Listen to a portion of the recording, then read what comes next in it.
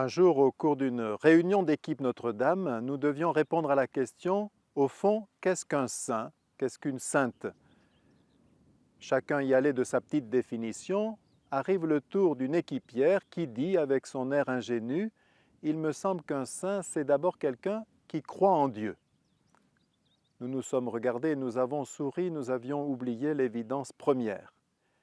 Mais quand vous dites que vous croyez en Dieu à des jeunes, ils vous répondent facilement qu'eux, ils croient en la science.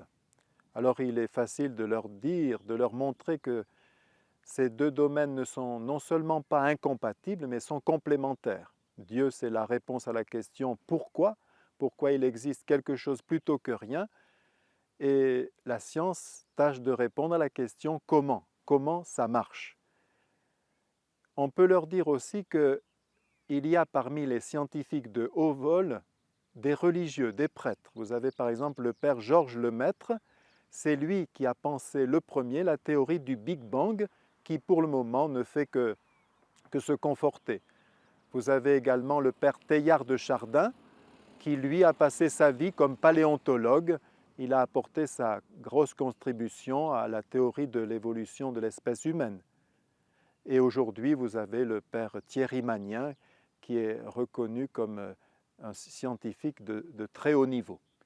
On peut leur dire aussi que beaucoup de philosophes, on peut estimer à 90%, sont croyants, même si les médias à l'heure actuelle nous parlent surtout des 10% et qui sont les plus récents. On peut dire aussi que les scientifiques, la plupart, ne cachent pas leur foi. Je pense par exemple à Albert Einstein, découvreur de la théorie de la relativité. On dit qu'à l'heure actuelle sur la Terre, il n'y a que 2 ou 3 scientifiques qui comprennent cette théorie dans sa globalité. Or, Einstein disait, le hasard, c'est le nom que Dieu se donne quand il veut agir incognito.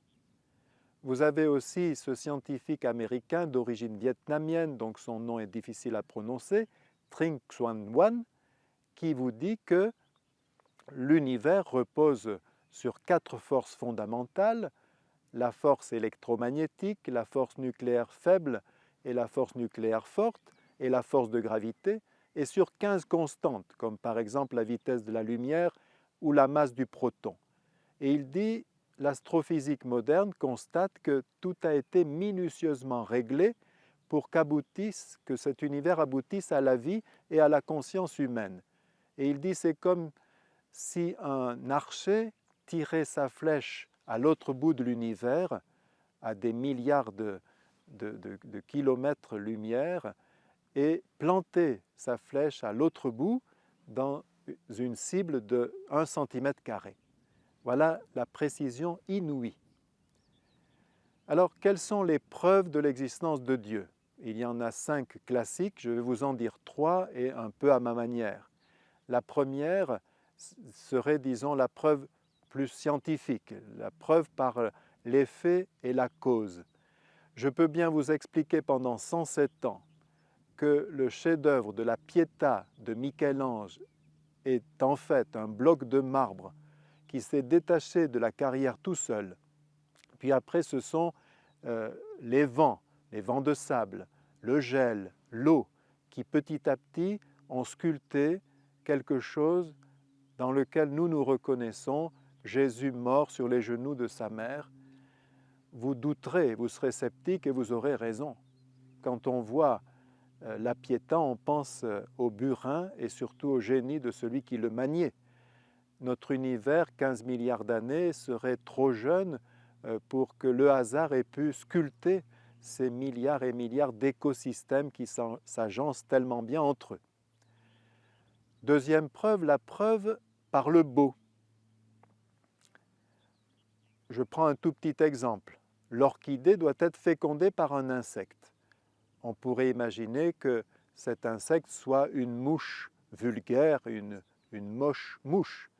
Eh bien non, la nature a fait que l'insecte qui féconde l'orchidée a les couleurs et les formes de l'orchidée.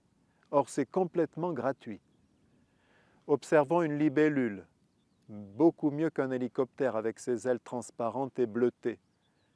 Le beau est partout. Est-ce que ce n'est pas un artiste génial qui est à l'origine de tout ça? Et puis vous avez la preuve psychologique. On constate que dans l'univers, à chaque désir de l'homme correspond quelque chose. Vous avez faim, ça tombe bien. Il y a de la nourriture très variée et en grande quantité, puisque si vous vivez 90 ans, il vous faudra trouver 30 tonnes de nourriture pour toute votre vie. C'est énorme. Eh bien, il y a ça. Vous avez soif, ça tombe bien, il y a de l'eau et beaucoup de saveurs dans les différentes eaux. Vous avez surtout soif de présence, ça tombe bien. Beaucoup d'amis, de parents sont prêts à vous offrir leur affection, leur amitié, leur connaissance, leurs compétences, leur attention, leur service. Et alors, à ces désirs que nous avons en nous, de fraternité universelle qui bute toujours contre les limites de nos caractères et les limites des caractères des autres, ces désirs de grande communion, ces désirs de connaissance absolue, rien ne correspondrait, ce serait absurde. Et pourtant, rien n'est absurde. C'est le grand Blaise Pascal qui disait « Au gouffre infini du désir de l'homme ne peut correspondre qu'un absolu, et c'est Dieu. » Alors, simplement, quand on a dit ça, ça ne suffit pas, parce que Aristote vous démontre que Dieu existe, mais il vous dit ensuite qu'il ne s'occupe pas de vous. Et oui, pour savoir que Dieu est venu sur la terre, qu'il s'intéresse à chacun de ses enfants, eh bien, il faut la foi. L'équipière du début avait raison. Un saint, c'est quelqu'un qui non seulement croit que Dieu existe, mais qui croit en Dieu.